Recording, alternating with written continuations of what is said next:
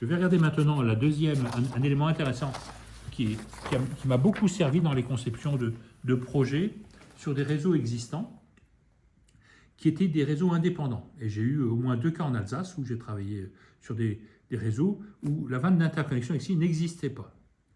Supposez donc qu'il y a un premier réseau avec un volume V1, un deuxième réseau avec un volume V2 et que la vanne d'interconnexion ici soit fermée.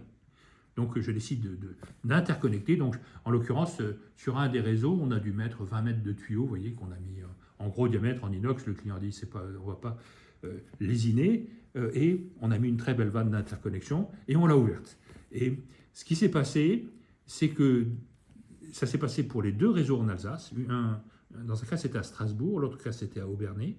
Dans les 2 cas, eh bien, nous avons disposé d'une grande stabilité de pression parce que le volume total était devenu très grand. C'était la somme des 2 volumes, le réservoir de V1 plus le réservoir de V2 plus le volume total de ce réseau interconnecté. Et donc, ça avait pour effet d'allonger ce qu'on appelle le cycle de régulation des compresseurs qui régulent en tout ou rien, vous voyez, par marche à vide. Par marche à vide, ce ne sera plus le cas pour la vitesse variable, mais ça améliore quand même la stabilité de la pression, même avec la vitesse variable, par mise à vide. Voilà. Et puis, on a eu un élément surprenant, c'est qu'il y avait 2 compresseurs qui régulaient, un compresseur ici et un compresseur là qui régulaient.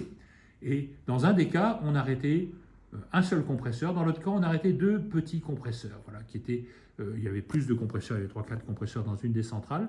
Et donc, ça veut dire que si on arrête des compresseurs, on réduit les coûts de maintenance de ces compresseurs qui sont proportionnels à la durée de marche pour ce qui concerne les pièces d'usure. Donc, je peux vous présenter également ce qui se passe dans le cas de la séparation. L'interconnexion, c'est un cas qui est favorable sur le plan énergétique en général, mais qui peut présenter des risques de chute de pression. Si une machine du réseau 2 a une très grosse fuite, le réseau 1 va être affecté. Et il y aura des machines qui s'arrêteront sur le réseau 1. On peut se séparer dans ce cas-là, imaginez de fermer la vanne d'interconnexion. Alors, quand on ferme la vanne d'interconnexion, les 2 réseaux redeviennent indépendants. Et je connaissais donc un responsable technique d'une usine, d'une papeterie, qui avait décidé de fermer toutes les vannes et de les condamner, de les être consignés, condamnés, de manière à ce qu'on ne puisse pas les rouvrir. Il ne voulait surtout pas qu'une chute de pression d'une de ces 3 machines à papier se propage aux autres machines et crée des défauts dans toute l'usine. Toutefois, il a compris que c'était l'interconnexion, une bonne interconnexion avec un bon dimensionnement de l'interconnexion, une sorte de bouclage autour de toute son usine, c'est ce qu'il a fait finalement, lui permettait d'économiser de l'énergie. Or, il ne voulait pas d'incident qui se propage, mais il ne voulait pas non plus dépenser d'énergie. Donc si vous fermez l'interconnexion, vous améliorez un peu, puisque les réseaux deviennent indépendants, dans une certaine mesure, le risque de très forte chute de pression en cas d'incident, mais c'est un truc qui arrive tous les 10 ans.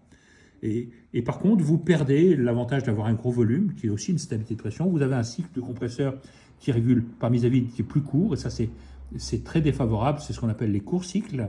Et souvent, vous avez un compresseur ou 2 en plus qui tourne, et donc vous augmentez vos coûts de maintenance.